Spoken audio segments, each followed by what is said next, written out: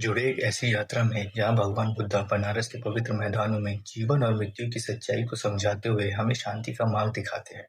आज हम बात करेंगे क्लास 10th के चैप्टर 8 जिसका नाम है सरमन एट बनारस। गौतम बुद्ध असल में राजकुमार सिद्धार्थ गौतम थे। वह उत्तरी भारत मतलब नॉर्थन इंडिया में उनका जन्म हुआ और 12 साल की उम्र में उन्हें स्कूलिंग के लिए भेज दिया गया, जहाँ उन्होंने धार्मिक किताबें यानी हिंदू सैक्रेड स्क्रिप्चर्स की पढ़ाई की। 4 साल बाद जब वो घर लौट मतलब जब वो 16 साल के, तब उन्होंने एक राजकुमारी से शादी कर ली। 10 साल तक वह राजा बने रहे और उन्हें एक बेटा भी हुआ। 25 साल की उम्र तक वह दुखों से अनजान थे।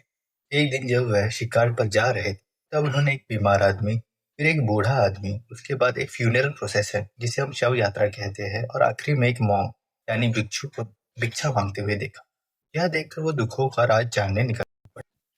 7 साल घूमने के बाद वह पीपल के पेड़ के नीचे बैठे और उन्हें एनलाइटमेंट मतलब ज्ञान मिलने तक वहीं रहे।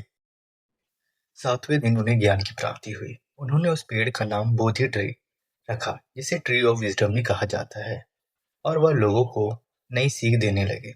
वह बुद्धा मतलब द अवेकन और द एनलाइटमेंट के नाम से भी जाना जाने लगा। बुद्धा ने अपना पहला सरमन मतलब उपदेश गंगा के पवित्र घाट बनारस में दिया। यह उपदेश दुखों पर बुद्धा के व्यूज के बारे में बताता है।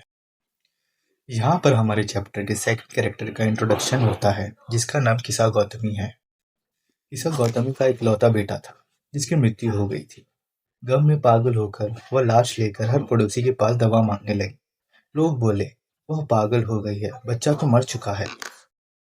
आखिरकार एक आदमी ने कहा, मैं दवा नहीं दे सकता, लेकिन एक फिजिशियन मतलब वैद्य को जानता हूँ, और उसने किसा गौतमी को शाक्य मुनि बुद्धा के पास जाने को कहा। किसा गौतमी बुद्धा के पास रोती हुई पहुंची और कहा, Lord and master, give me medicine that will cure my boy. मतलब, प्रभु मेरे बेटे को जिंदा करने की दवाई दो। बुद्धा ने कहा, I want a handful of mustard seeds. मतलब उन्होंने किसा गौतमी को एक मुट्ठी सरसों लाने को कहा। यह सुनकर किसा गौतमी खुश हो गई, लेकिन बुद्धा ने फिर किसा गौतमी को कहा, वह दाने उस घर से लाना है जहाँ किसी बच्चे, पति, माता पिता या दोस्त की मृत्यु ना हुई हो। किसा गौतमी हर घर जाती है। लोग दया से सरसों के दाने देने लगते हैं। लेकिन जब किसा गौतमी पूछती है कि आपके यहाँ किसी की मृत्यु हुई है, तब सब बोलते हैं, हाँ, जिंदा कम है, मृत्यु बहुत हुई है।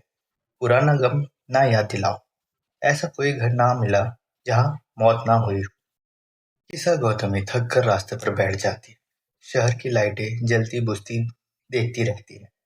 किसा गौतमी यह सोचती है, लोगों का जीवन भी जलता है और बुझ जाता है। किसा गौतमी यह सोचती है, how selfish am I in my grief. मतलब, मैं कितनी स्वार्थी हूँ। मौत सबकी है, स्वार्थ छोड़ने वाला अमर हो जाता है।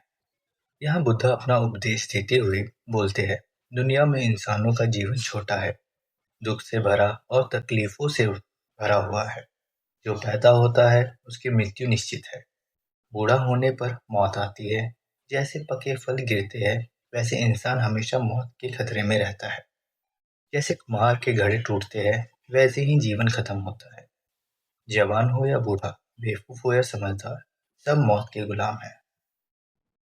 पिता बेटे को नहीं बचा सकता। रिश्तेदार रोते देखते रह जाते हैं। Like an ox that is led to the slaughter. मतलब, जैसे बैल काटने के लिए दे दिया जाता है। दुनिया मौत से भरी है, इसलिए समझदार शोक नहीं करते। बुद्धा कहते हैं, not from weeping not from grieving will anyone obtain peace of mind. मतलब, रोने धोने से शांति नहीं मिलती है, उससे दुख बढ़ता ही है और शरीर बीमार होता है।